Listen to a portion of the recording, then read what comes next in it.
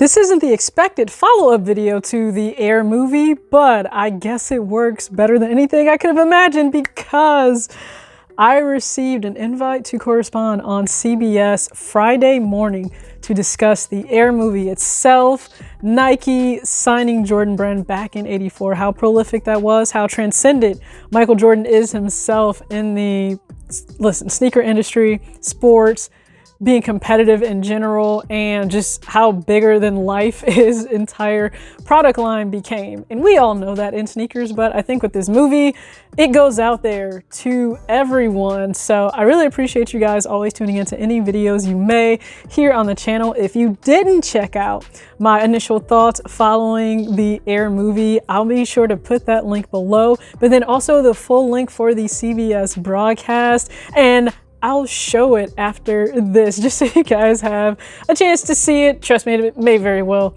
be copyright claimed by them, which is fine. I 100% respect that. But I wanted to share it with you all just because why not? You watch me on a consistent basis and I really appreciate that. And I'll be honest with you, if it wasn't for me being in front of a camera, sharing my thoughts and love and passion for sneakers, you know, I likely wouldn't be in the position I am today, have the opportunities I have, you know, available to me by people who truly believe in me to, I guess, act as a sensible voice and soundboard for what's happening within sneakers, but then also just my perspective. And to have that valued is amazing. You know, far too often we know this, that, you know, women are underrepresented within this industry, and certainly Black women. So to be able to represent, I always do the best of my ability to make my mom proud, but also those who, again, trust in me to do so. And with that being said, thank you guys again always for tuning in. Hopefully you enjoy the segment. Comment below if you intend to see Air. If you already saw it, what are your thoughts? And hopefully you tune into the next video as well. As always, act your age, not your shoe size. Peace. That revolutionized the world of basketball shoes. And you likely know how the story turned out. Jordan flying through the air and leading the Chicago Bulls to 6 championships, all the while wearing those Air Jordan sneakers, which turned them into a cultural phenomenon. TJ. Oh, no, you're perfectly fine. It's TJ Kiesel. Okay, thank you, TJ. It's really great to talk to you. Appreciate it. All right, so let me get your impressions of the movie. I absolutely loved it. So I went opening day on April 5th, and I knew going in this was truly about the underdog story of Nike winning over Michael Jordan at a time when Converse dominated the market with 54% basketball share, and then you had Adidas that came right in under that at around 29%. And Adidas was also the front runner to land Jordan as the 3rd pick overall in the draft. So to see this story of them fighting to prove they had belief in him that no other brand did, the same that his mom did. So amazing job by Dolores Jordan to fight for her son to get everything she thought he was worth on the market. It was an amazing movie. I think so many will enjoy it. I definitely want to see that. Yeah. How did the Air Jordan change the shoe game? Do you have quite a few of them?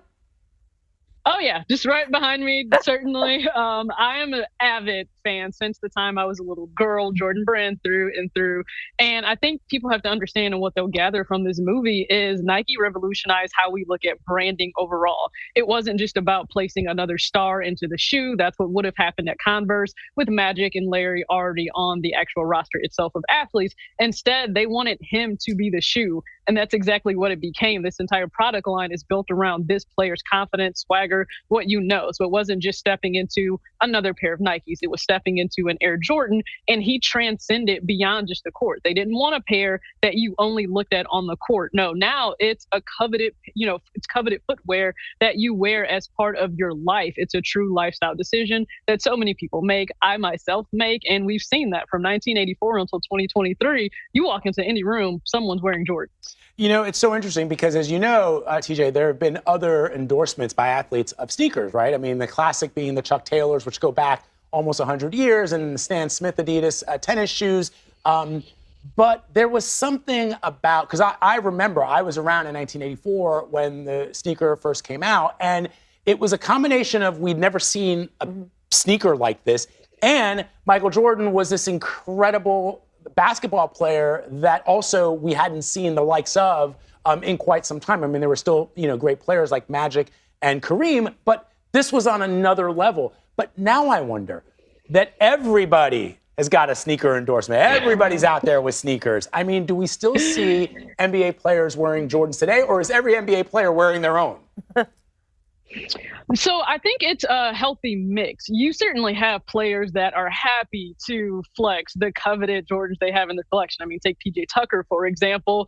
He will wow any and everyone with pregame shoes and then pairs that he'll wear in the actual game. But again, I think we have this healthy balance of players honoring others who are known for their shoes, whether it's Devin Booker and Kobe's, whether you have Curry and actual Curry's. And then you have the actual Jordan brand athletes themselves with Tatum and Luka Doncic having their own shoes. And then you have Kiki Rice, the first NIL athlete by Jordan Brand to wear and debut the Jordan 37, their latest performance pair. So people certainly still wear them on court, but I think the preference is it's lifestyle. So you'll see them leisurely, you'll see them on the court, but I certainly think it took over in terms of lifestyle.